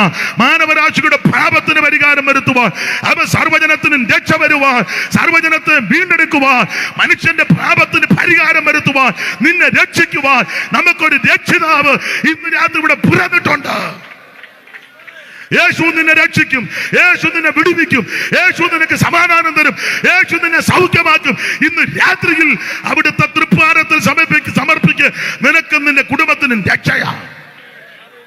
ഞാന് സമയം പോയത് കൊണ്ട് ജോൺസനെ അങ്ങ് നിർത്തുക, സെൻട്രൽ പാസ്റ്ററുടെ അനുവാദം നിർത്തുക. നാളെ പോരായോ ബാക്കി? മതി. മറ്റൊരാൾ പറഞ്ഞ എന്നെന്നില്ല പിന്നെ പൊന്നേന്ന് എന്തിനാന്ന് ചോദിച്ച പോലെ. ആയിക്കോട്ടെ, നിങ്ങൾ നേരത്തെ 5 മണിക്കൊക്കെ വന്നവരുണ്ട്, അതുകൊണ്ട് നിങ്ങളുടെ സമയം കവർന്നെടുക്കുന്നില്ല. ഇതിൻ്റെ ബാക്കി നാളെ ദൈവം അനുവദിച്ചാൽ നിങ്ങളുടെ വിലപ്പെട്ട പ്രാർത്ഥന ചോദിക്കുക. എന്നെ ക്ഷണിച്ചതിന് നന്ദി. നാളെയും വന്ന് ശുശ്രൂഷിപ്പാൻ ദൈവം കൃപ തരേണ്ടതിന് ദൈവമക്കളുടെയും ബഹുമാനപ്പെട്ട ദൈവദാസന്മാരുടെ എല്ലാം വിലപ്പെട്ട പ്രാർത്ഥന ചോദിക്കുക. യേശുക്രിസ്തു ഏകരക്ഷകൻ, യേശുക്രിസ്തു മാത്രം രക്ഷിതാവ്, മറ്റൊരുത്തലും രക്ഷയില്ല. വഴിയെ വെച്ച് നശിക്കാതിരിക്കാൻ പുത്രനെ ചുംബിച്ചോണം. ദൈവം അനുവദിച്ചാൽ നമുക്ക് നാളെ കൂടാൻ, കരമുയർത്തി ദൈവത്തെ മഹത്വപ്പെടുത്താം. എല്ലാവരും ദൈവത്തെ മഹത്വപ്പെടുത്തിയാട്ടെ. ആ പഴയ പാട്ടിന്റെ 2 ചരണം പാടാം. രക്ഷിപ്പാൻ മാർഗം വേറെയില്ല, രക്ഷകനേശു താൻ വഴിയേ. രക്ഷിപ്പാൻ മാർഗം വേറെയില്ല, രക്ഷകനേശു താൻ വഴിയേ. കൈയടിച്ച് ചേർന്ന്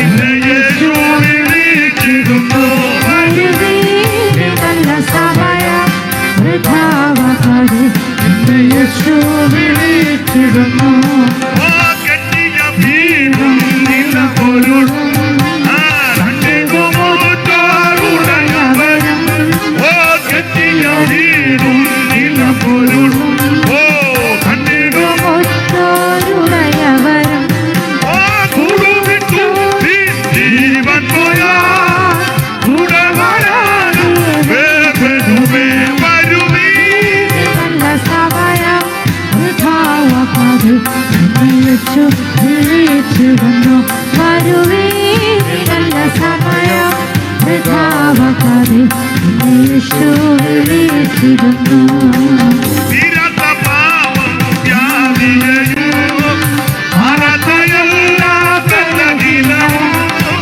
തീരാത്ത പാവം വ്യാധിയും